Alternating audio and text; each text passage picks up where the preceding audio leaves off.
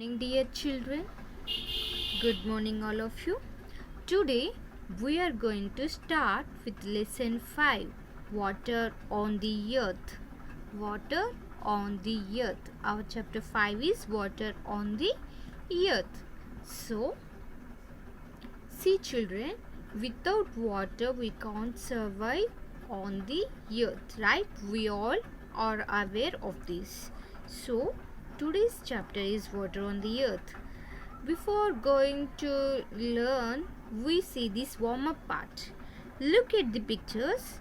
Take the natural sources of water. So here, what are the natural sources of water? We have to tick on the proper picture. Is it seas or washing machine or tank or well or say these dams or tap water or pools, what or rainwater? What are the natural sources of water? I am waiting for your response, children. Okay, and in this chapter we are going to learn water on the earth, sources of water and ways of conserving water. We are going to learn this topic. See, water on the earth, sources of water, ways of conserving water. And see here, water on the earth. Water on the earth. See, this is the earth. This is our earth. So, our earth is known as the blue planet. Yes, we can see most of our earth is in blue color. So, this is known as the blue planet because a major part of the earth's surface is covered with water. So, major part of the earth's surface is covered with water. That's why our earth is known as the blue planet.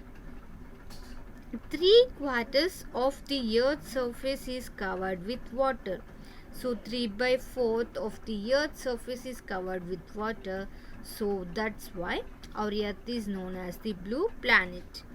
Our earth is known as the blue planet because a major part of the earth's surface is covered with water. 3/4 of the earth's surface is covered with water. That's why our earth is known as the blue planet. And see here, the water on the earth is present in 3 natural forms of solid, liquid and gases. See, the water on the earth is present in 3 natural forms of solid, liquid and gases. Yes, I want to show you the picture. See here. See, these are the 3 forms of water in the form of solid, liquid and gases. Okay. Water is present in air in the form of a gas or water vapor. So, water is present in the air.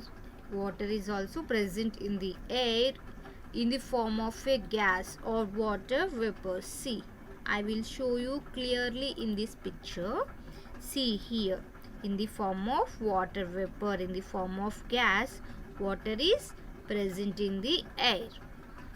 In very cold places, water is present in the solid form of snow or ice. So, in cold places, water is formed in the form of ice. So, in the form of solid or ice.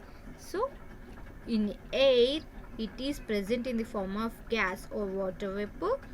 And in cool places, it forms in the form of solid or ice. Okay.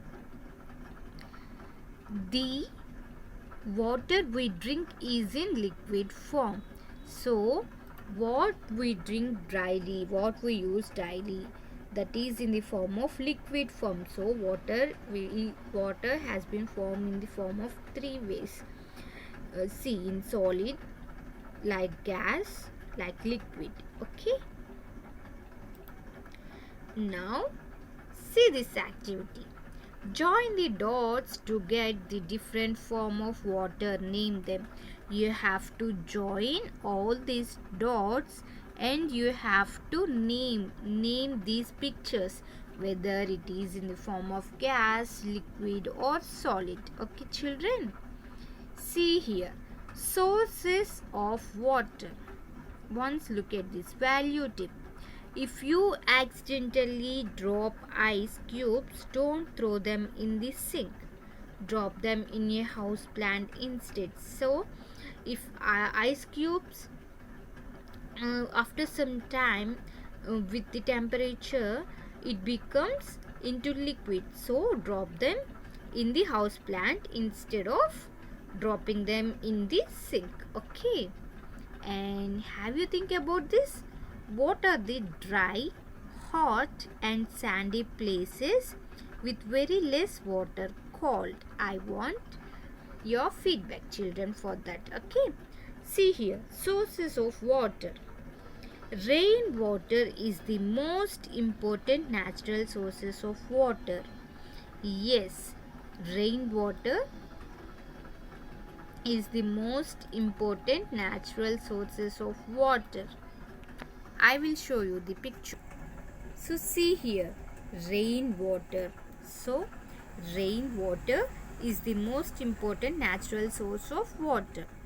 The rainwater fills the areas on the ground like ponds, lakes, rivers, streams, wells, seas and ocean. Yes, see here. The rainwater fills all these areas with water. Oceans, lakes, rivers, ponds, streams, so and wells, like this. So the rainwater fills the areas on the ground like ponds, lakes, rivers, streams, wells, seas and oceans. So some water goes under the ground, so some of the water goes under the ground, so people use the hand pumps and tube wells to take out the underground water. That's why people use hand pumps and tube wells to take out the underground water.